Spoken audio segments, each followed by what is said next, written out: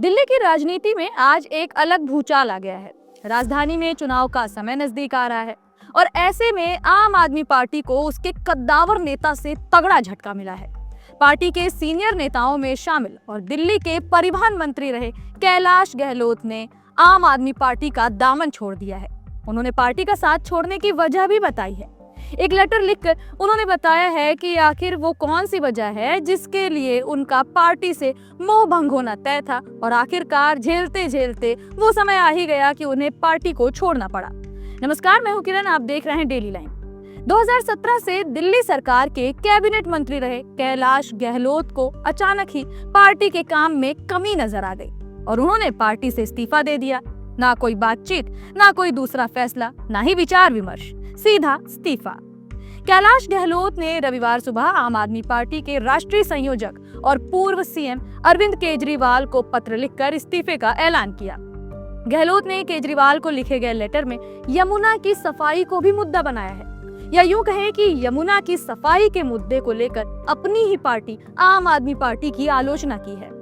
गहलोत का कहना है कि आम आदमी पार्टी ने केंद्र सरकार से लड़ाई करने में बहुत ज्यादा वक्त बर्बाद कर दिया है और इसी चक्कर में जनता से किए गए वादे पूरे नहीं हो पाए।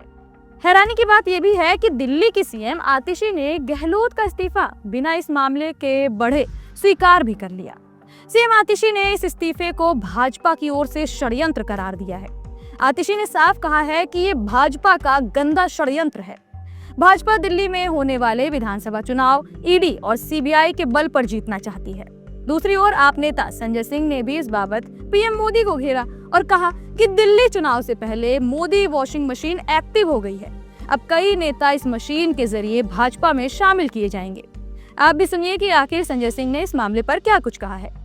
आज भारतीय जनता पार्टी फिर एक बार अपने हथकंडे, घिनौनी राजनीति और षड्यंत्र में कामयाब हुई है।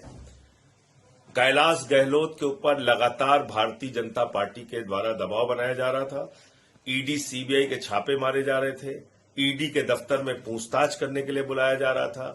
इनकम टैक्स के छापे उनके घर पे मारे जा रहे थे। और ये भारतीय जनता पार्टी की खूबसूरती है नरेंद्र मोदी जी की कि जब वो किसी के ऊपर ईडी का छापा मरवाते हैं, इनकम टैक्स का छापा मरवाते हैं, ईडी के दफ्तर में पूछताछ के लिए बुलाते हैं, तो जोर जोर से प्रेस कॉन्फ्रेंस करते हैं, चिल्लाते हैं, कहते हैं ये तो कैलाश गहलोत पे ये भ्रष्टाचार है, वो भ्रष्टाचार है। और जैसे ही वो बीजेपी में शामिल हो जाते हैं तो सारे आरोपों से बरी हो जाते हैं। मोदी वॉशिंग पाउडर से उनको धुल दिया जाता है।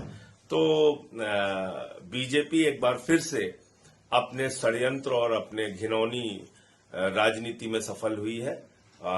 मैं समझता हूं कि कैलाश गहलोत के ऊपर बहुत दबाव था ईडी, इनकम टैक्स और तमाम तरीके का, और उसके कारण से ये फैसला उनके द्वारा लिया गया है। लेकिन उन्होंने भ्रष्टाचार का आरोप लगाया है, यमुना सफाई के लिए की बात की है, शीश में। अब वो ऐसी बातें कर नहीं सकते क्योंकि वो 5 साल तक सरकार का हिस्सा रहे हैं।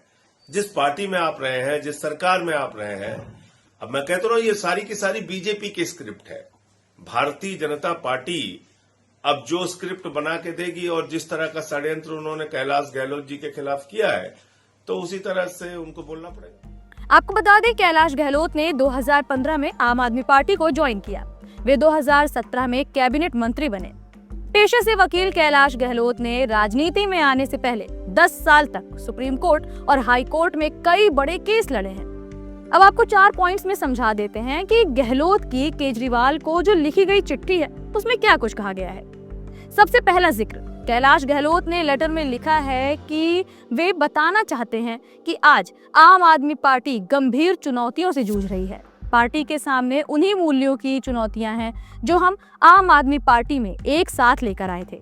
राजनीतिक महत्वाकांक्षा लोगों के प्रति प्रतिबद्धता से आगे निकल गई है और कई वादे अधूरे रह गए हैं। दूसरा पॉइंट, हमने यमुना को स्वच्छ नदी बनाने का वादा किया था, लेकिन हम ऐसा कभी नहीं कर पाए। अब यमुना नदी पहले से भी ज्यादा प्रदूषित हो गई है। लोगों के अधिकारों के लिए लड़ने के बजाय हम केवल अपने राजनीतिक एजेंडे के लिए लड़ रहे हैं।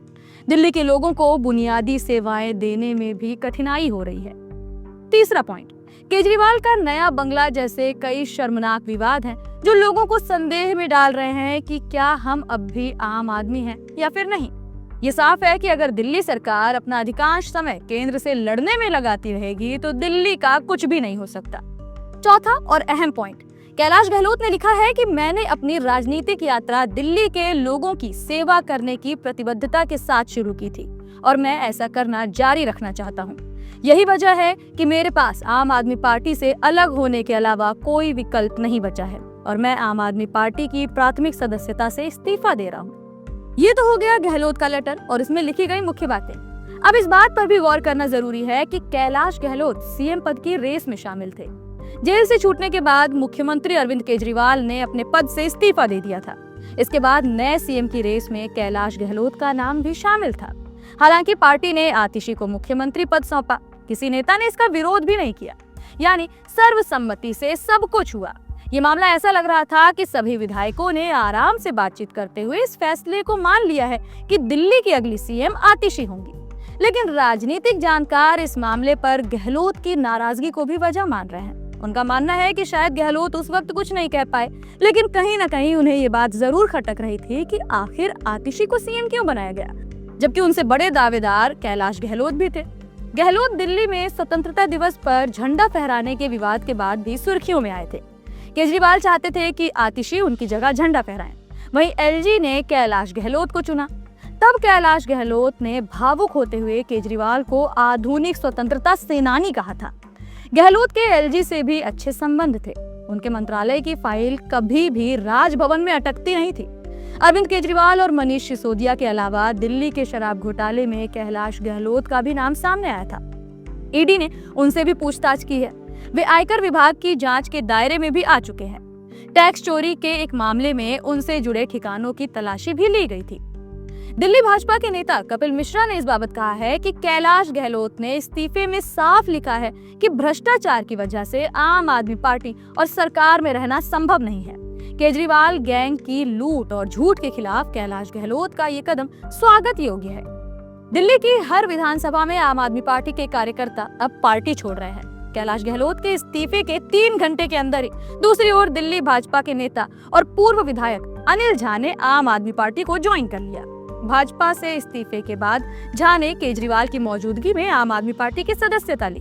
केजरीवाल ने पूरी गर्मजोशी से उनका स्वागत भी किया। अनिल 2 बार किराड़ी विधानसभा सीट से विधायक रह चुके हैं। कुल मिलाकर बात यह है कि दिल्ली चुनाव से पहले दिल्ली में पार्टी के नेताओं की अदला बदली शुरू हो गई है। ये भी नहीं कहा जा सकता कि कौन कहां तक किसके साथ है, कौन कब टूटकर कहां से किसके साथ जुड़ जाए, इसका अंदाजा लगा पाना भी मुश्किल है। फिलहाल इस रिपोर्ट में इतना ही। कैसी लगी हमारी जानकारी हमें कमेंट सेक्शन में जरूर बताएं। साथ ही वीडियो को लाइक करें, शेयर करें और चैनल को सब्सक्राइब करना बिल्कुल ना भूलें।